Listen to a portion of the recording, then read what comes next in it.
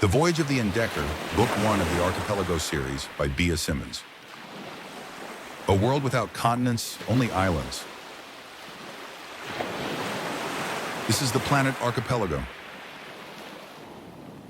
Rob Engleman has spent all of his 17 years on a small island, safe from the dangers of the alien world around him. Yet he is not content to live the simple life of an island farmer. When a mysterious boat is found drifting near his island, Rob will take the opportunity it presents him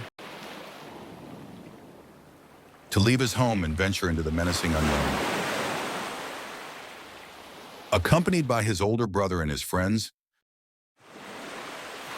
Rob's journey to discover the world beyond his island will lead him to discover hidden treasures of the past and the true value of love and friendship. But there are more dangers than just those in the sea. An ambitious empire bent on domination threatens the freedom of his island. Rob must decide whether to follow his dream of traveling the world or go to war to defend his home. This first volume of the Archipelago series is available on Amazon.com.